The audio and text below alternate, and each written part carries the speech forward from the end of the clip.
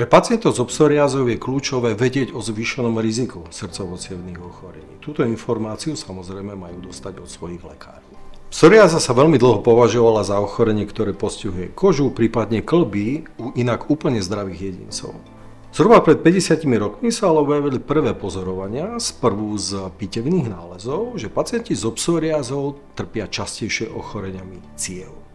V rámci komorbidít majú srdcovo-cievne ochorenia osobitný význam, pretože zvyšujú chorobnosť a zvyšujú aj úmrtnosť pacientov s psoriázou.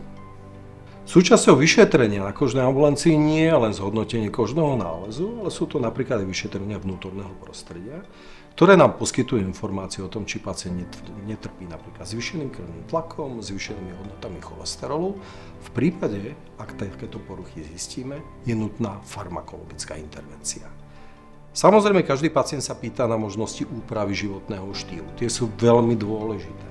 Treba ale povedať, že u pacientov s psoriázou len dieta, len zvýšenie pohybovej aktivity, ktoré samozrejme vítame, väčšinou k úprave nestačia, pretože stále je tu ten nezávislý rizikový faktor a tým je psoriáza, ktorá pretrváva.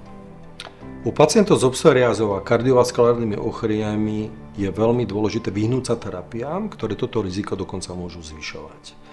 Množstvo konvenčných, tzv. Systémových terapií skutočne môže niektoré rizikové faktory zhoršiť. Na druhej strane tu máme inovatívne terapie, ktoré majú najvyšší potenciál ovplyvnenia systémového zápalu pri psoriáze, akým je napríklad biologická liečba.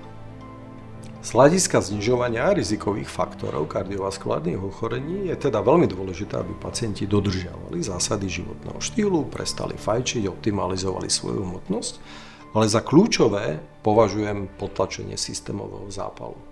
Ak navštívite svojho kožného lekára včas, prostredníctvom inovatívnych terapií, ako je napríklad biologická liečba, dosiahnete nielen rýchle vyhojenie kožných prejavov, ale znížite aj svoje kardiovaskulárne riziko do budúcna. Inak povedané, s čistou kožou sa žije dlhšie.